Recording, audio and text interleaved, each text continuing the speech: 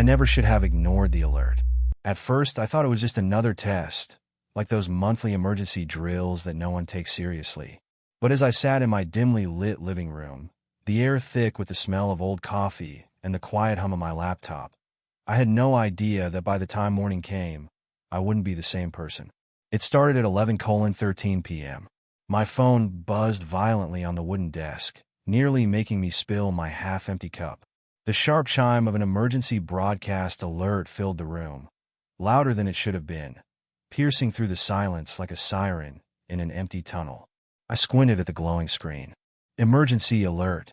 Do not speak. Do not open your eyes. Stay inside until further notice. I frowned. That was strange. I had never seen an alert like this before. No context. No reason. Just a command. Outside my window, the town of Haydenfield lay in its usual late-night stillness. No cars. No voices. Just rows of old houses and dim streetlights buzzing in the fog. I had moved here for peace and quiet, but tonight the quiet felt wrong. I chuckled under my breath. What kind of prank is this? But my laugh died in my throat when the power flickered. The room plunged into darkness for a full 5 seconds, the hum of my laptop vanishing along with the soft glow of the streetlights outside. My breath hitched. Then, as suddenly as it had gone, the light snapped back on, except something felt off. The shadows in the corners of the room looked darker, deeper, and then I heard it, a whisper, faint, just outside my window. At first, I thought it was the wind, but the sound wasn't random. It had a rhythm. Words, muffled voices, speaking just low enough that I couldn't make them out. I swallowed hard. I wasn't the type to scare easily, but something about that whisper sent a sharp chill through my spine. I reached for my phone again, my fingers hovering over the screen. Maybe I should call someone? The police? A neighbor? Then another text came through. Unknown number. Stay quiet. They listen, asterisk asterisk. I froze. My heart pounded against my ribs as my eyes darted around the room. I hadn't told anyone about the alert. I hadn't even reacted out loud. So how the hell did someone know I was thinking of calling for help? The whispering outside grew louder. My blood turned to ice. I did the only thing I could. I held my breath, and I listened. I stared at my phone, heart pounding. Do not speak. Do not open your eyes, asterisk asterisk. The words burned into my screen, the bright glow the only light in my darkened living room. A prank, I told myself. It had to be, but something about it felt wrong. Then, the silence came. Not the normal kind, where the world hums softly in the background. No distant cars. No creaking pipes. Not even the wind against my window. It was the kind of silence that felt alive, like something was waiting for me to make a sound. I swallowed hard, suddenly aware of how loud my breathing was. My fingers tightened around my phone, and that's when it vibrated again. Unknown number asterisk asterisk stay quiet. They listen asterisk. My stomach twisted. The air in the room grew thick, pressing against my skin. I couldn't hear anything, yet I felt something moving outside. Slow. Heavy. I crept toward the window, careful not to step too hard on the wooden floor. The streetlights flickered, casting long shadows across the pavement. Then, I saw it. Asterisk asterisk a shape asterisk asterisk. It wasn't a person. It was too tall, too thin, its movements too unnatural. It glided, dragging something behind it, its head tilting like it was listening. I stepped back in over my mouth. Don't speak. Don't open your eyes. Asterisk, asterisk, the message rattled in my mind. A soft, rustling sound whispered beneath my door. My throat tightened. It was inside my yard. It was close. Then, the floor creaked. Asterisk, asterisk, inside the house. Asterisk, asterisk. I wasn't alone anymore. The room was silent. Too silent. The kind of silence that makes your ears ring, like the world is holding its breath. The air felt heavier, thick with something I couldn't explain. I stared at my phone, my heart hammering in my chest. A call from Mom's number. I hadn't heard that number in years. Not since she passed. The phone buzzed in my hand, the screen glowing with her name. My breath caught in my throat. I wanted to believe it was some kind of sick joke, a glitch, a scam. But deep down, I knew better. I let it ring. Then it stopped. A small notification popped up. One new voicemail. For a long moment, I just sat there, staring. I knew I shouldn't press play. I knew it. But my finger moved before I could stop myself. Click. At first, nothing. Just a soft crackle of static. Then, Daniel, sweetheart, please look at me. My stomach twisted. My mother's voice. Soft, loving. But something was wrong with it. There was a slight distortion, like an echo underneath her words, a second voice hidden beneath hers. I gripped the phone so hard my fingers ached. The voicemail ended with a sharp click. My body felt cold, like the warmth had drained from the room. This wasn't possible. Mom was gone. I had been at her funeral. I had watched them lower her into the ground. I swallowed hard, forcing myself to breathe. Think, Daniel, it had to be a trick. Someone using an AI voice or recording something. But who? And why now? A noise snapped me out of my thoughts. A whisper. Inside the house. I froze. My skin prickled as every hair on my body stood on end. It was faint, almost like the wind through a crack in the window, except there was no wind. The whisper came again. Closer. My heart pounded. I turned off my phone screen, plunging the room into darkness. My own breathing was too loud, ragged and uneven. Then, footsteps. Soft, deliberate inside my house. I wasn't alone. I gripped the arms of my chair, muscles tensed. My mind screamed at me to run, to grab my keys and bolt, but I couldn't move. I sat there, paralyzed, straining to hear. The footsteps stopped right outside my bedroom door. A long, slow inhale. Something was breathing just beyond the thin wooden door, so close I could almost feel it. Then, a sound that sent ice down my spine. 3 soft knocks. Deliberate. Unhurried. Knock. Knock. Knock. I squeezed my eyes shut, my nails digging into my palm. Do not open your eyes. Do not speak. The words from the emergency alert burned in my brain. The silence stretched thick and suffocating. I could hear my own pulse in my ears. Then, the doorknob twisted. Slowly. I bit down on my lip to keep from making a sound. If I screamed, if I moved, would it know I was awake? I held my breath as the knob rattled again, harder this time.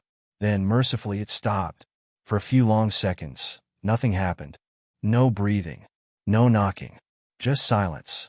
And then, Daniel. Open the door. I nearly choked on my breath. It was my mother's voice again, right outside my door. No, it wasn't her. It couldn't be. But the voice was so perfect, so real. Sweetheart, please. Let me in. My chest felt like it was being crushed. My hands trembled. I gritted my teeth, pressing my palms against my ears, but I could still hear her. It's cold out here, honey. Why won't you look at me? A tear slipped down my cheek. I wasn't going to look. I wasn't going to move. The whispers around my house grew louder, overlapping, like a chorus of voices speaking just out of sync. Some were familiar. Some I had never heard before. Then, just as suddenly as it had started, silence. I stayed like that for what felt like hours, my knees pulled to my chest, my breath coming in short, shallow gasps. I was too afraid to move, too afraid to even breathe loudly.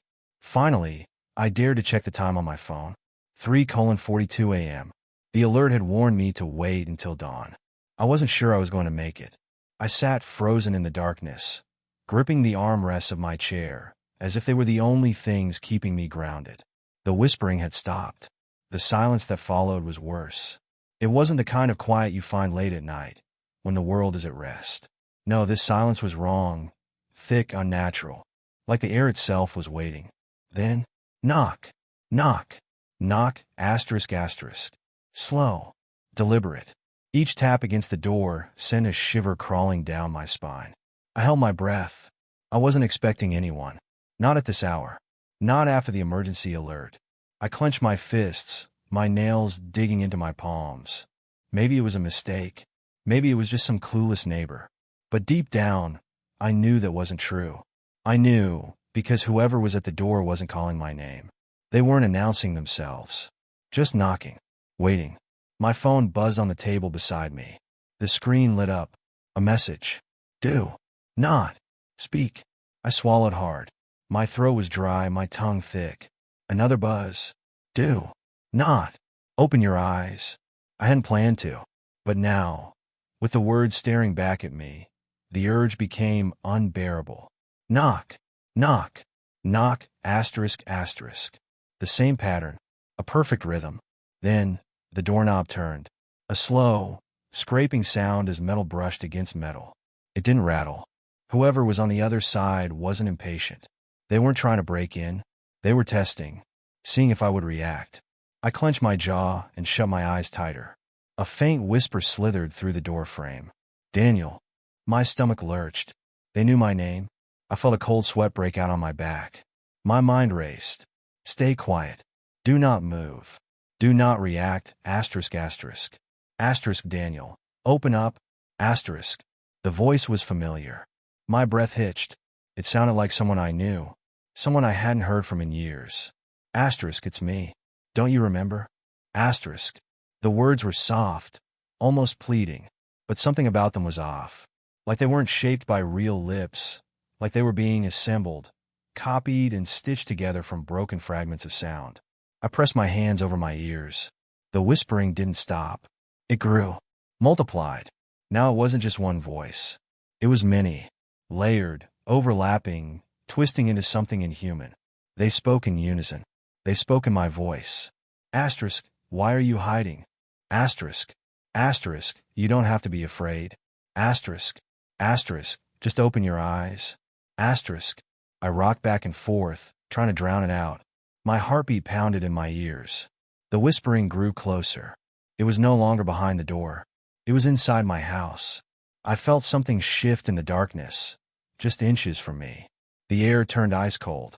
My skin prickled as if unseen eyes were crawling over me. Then, right beside my ear, so close I could feel the breath. Danny, please. My mother's voice. My whole body stiffened. No, no, it wasn't her. It couldn't be. But it sounded like her. Soft, loving, real.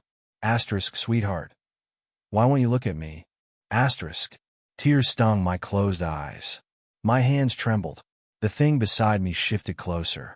I could hear the floor creak beneath its weight. I could feel it, hovering, waiting for me to break. It knew me. It knew my weaknesses.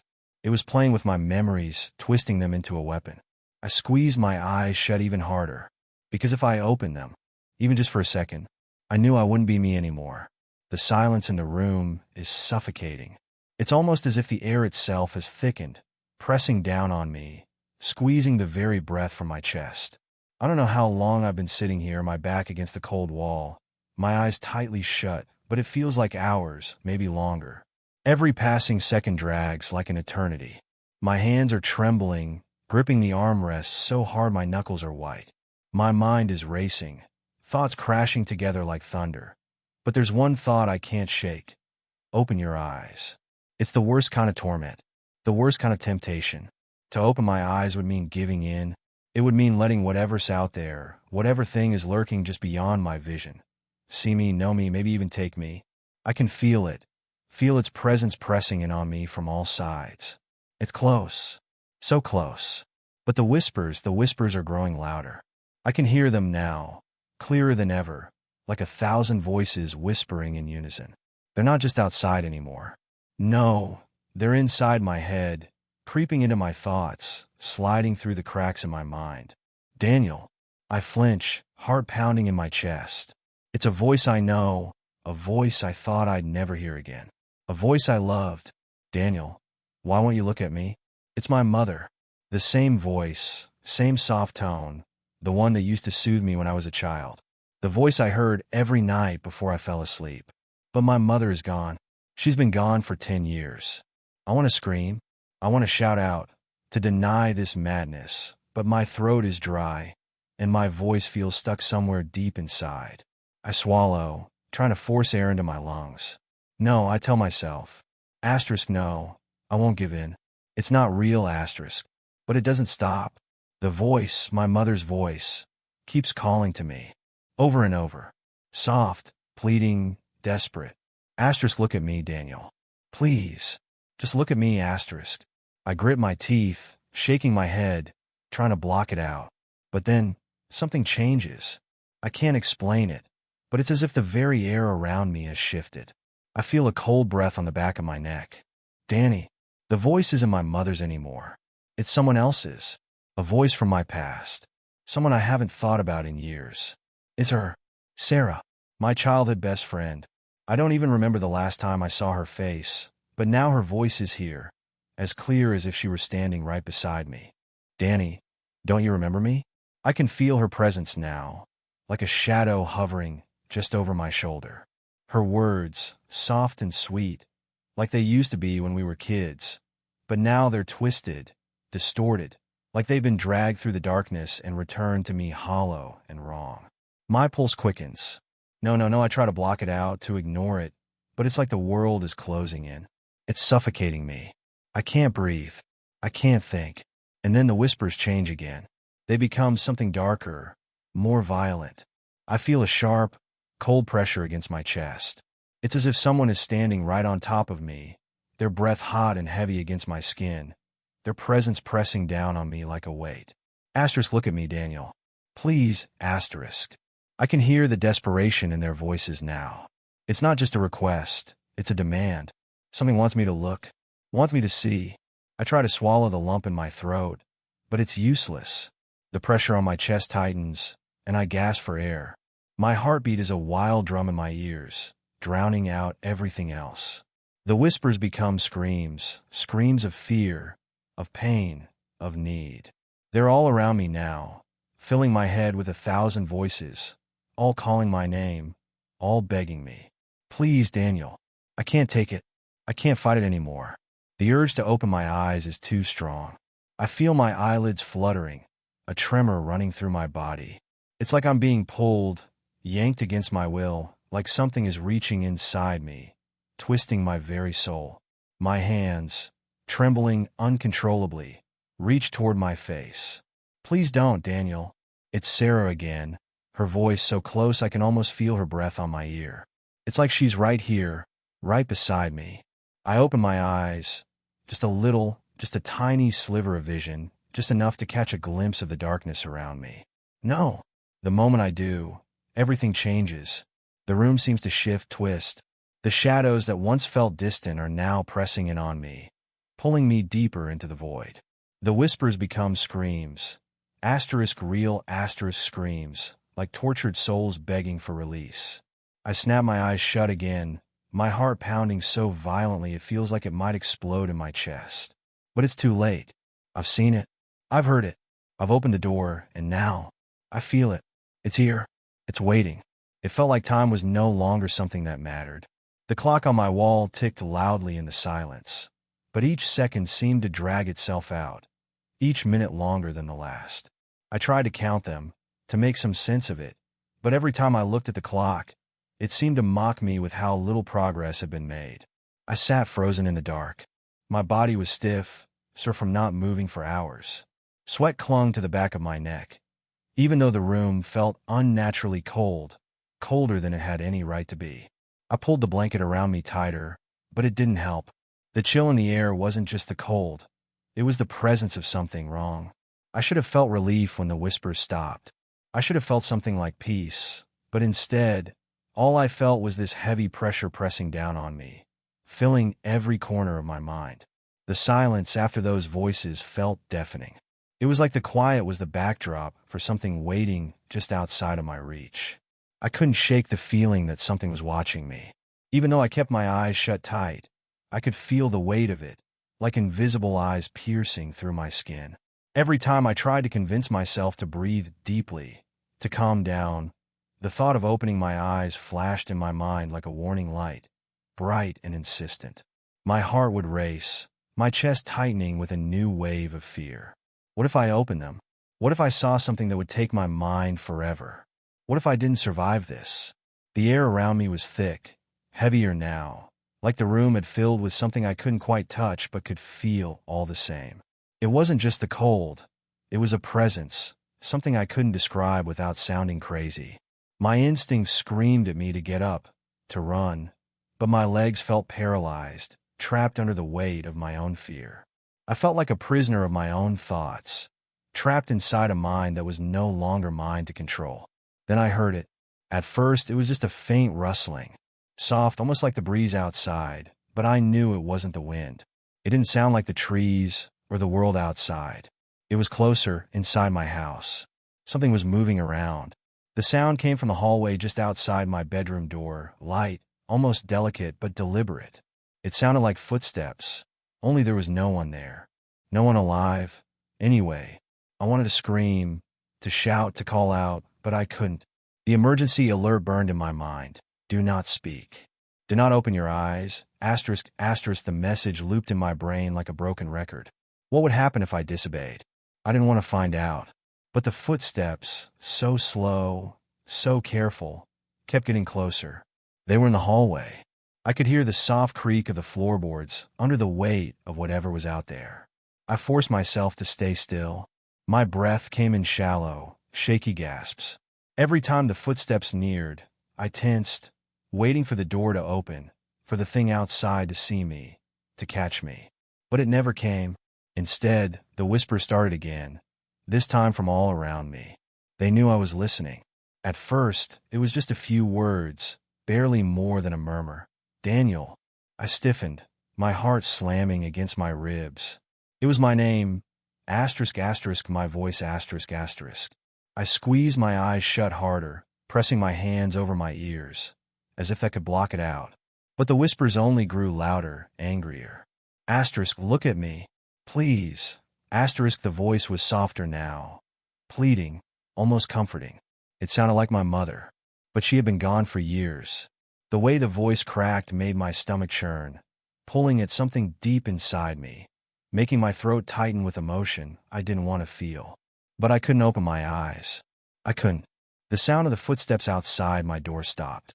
For a long moment, everything was quiet. The air was so still it almost felt suffocating. I couldn't hear my own heartbeat, but I could feel it pounding in my chest. The silence stretched on forever, until it became unbearable. Then came the knock. 3 slow taps on the door. Just 3, but it was enough to send ice crawling down my spine. The knock didn't sound like someone in a hurry, like someone trying to get in. No, it was deliberate, a signal. A message. Asterisk, Daniel. Open the door. Asterisk, the voice was louder now, commanding. It was still my mother's voice, but something was wrong. It wasn't comforting anymore. It wasn't her. It was something else. I could feel my heart racing, my thoughts spiraling. What if I opened my eyes? What if I did answer the knock, looked outside, saw whatever was there, whatever wanted to be seen? I imagined it. What could be standing behind that door? What could be waiting for me if I disobeyed? But the silence, the suffocating weight of the darkness, was beginning to feel like something else was lurking, something that could tear me apart the moment I looked. I stayed frozen, every muscle in my body tense, every thought screaming at me to stay still, to keep my eyes closed, to stay quiet. But then, just when I thought I might collapse from the tension, I heard it, the softest breath close to my ear. I froze. My pulse spiked. Something was standing right behind me. The room felt colder. The air thickened, and I could feel its presence. It was so close. I could feel its breath on the back of my neck. The whispers began again, now not from the hallway, but directly behind me. I didn't move. I didn't breathe. I kept my eyes shut.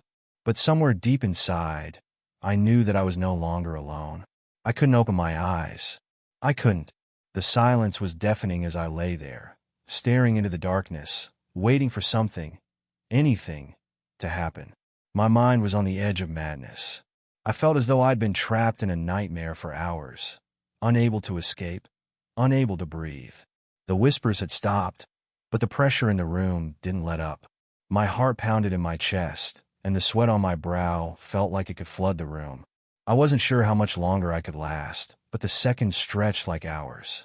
Then, all at once, the noise stopped. The air cleared, and the weight that had been pressing on my chest lifted. The cold, suffocating atmosphere disappeared, leaving only the faint hum of the world outside. It was over. The emergency alert that had been blaring in my ears for what seemed like an eternity finally cut off. My phone buzzed with a strange, distorted sound that I didn't recognize. The familiar emergency tone had stopped, and in its place, I heard, nothing. The night had ended, and with it, my ordeal. I slowly opened my eyes. The room was exactly as I had left it. My desk lamp still flickered faintly, casting long shadows against the walls. The TV was off, and the silence that followed felt unnatural, like the world was holding its breath. But there was something wrong, something off. I sat up, blinking rapidly, as if trying to clear away a fog from my mind. My body felt stiff, like I'd been frozen in place for days. The clock on my nightstand read 6:00 a.m., but that didn't make sense. I should have been seeing daylight, hearing birds chirping, feeling the warmth of the sun start to creep in. But everything outside was still dark. The window was pitch black. I grabbed my phone and checked the time again. It was still 6 a.m. But how could that be? I'd just gone through the longest, most terrifying night of my life. It couldn't have been just a few hours. It felt like a lifetime. I checked my messages, still expecting more warnings or a strange call from one of the unknown numbers that had haunted me all night. Instead, the phone screen displayed a new, unread message. "You did well, but we will try again." My blood ran cold. The words felt like they were crawling up my spine, like a cold, crawling presence just behind me, breathing down my neck. I stared at the message, blinking, hoping that somehow it would disappear. But it didn't. The words stayed there, chilling me to my very core. I could barely breathe. I tried to shake the feeling of dread that had settled in my chest, but it wouldn't go away. This couldn't be happening. It wasn't real. It couldn't be real. I had just survived. I had just made it through the night. Why was this happening? I staggered to my feet, the room spinning. My legs were weak, and I could barely stand, but I had to leave. I needed to breathe. I needed to get out of this house. I stumbled to the door and opened it, stepping out into the cold morning air. Outside, everything was eerily still. No birds, no breeze, just a strange, suffocating quiet that I couldn't shake. Then I saw it, a missing persons poster. It was plastered on the telephone pole across the street. I stared at it for a long moment, trying to make sense of what I was looking at. There in bold letters was my face. My name, Daniel Hayes, missing. The date was 1 week ago. I blinked, rubbing my eyes. There was no way this was real. I had just gone through one night. Just one night. This couldn't be happening. It had only been hours. My eyes scanned the poster again, hoping to find some sign of a mistake, some reason this was wrong. But it was real. The poster was real, and it was me. I backed away from the pole, my legs shaking as the ground seemed to tilt beneath me. The weight of everything crashed down on me in an instant. I wasn't sure what was worse, the terror of realizing I had been missing for a week, or the fact that I could feel something else watching me. A presence, just out of sight, like the shadows were alive and they knew exactly what I had seen, what I had become. Then in the distance I heard it, a sound so faint I almost thought I imagined it. A whisper, just one, soft word carried on the wind. Look. I froze. I didn't dare move. I didn't want to look. But deep down I knew. I had no choice. I couldn't ignore it. And in that moment, I realized the truth. Whatever I had survived, whatever I had just gone through, was far from over. The Watchers were still here, and they were waiting for me. The cycle had only just begun.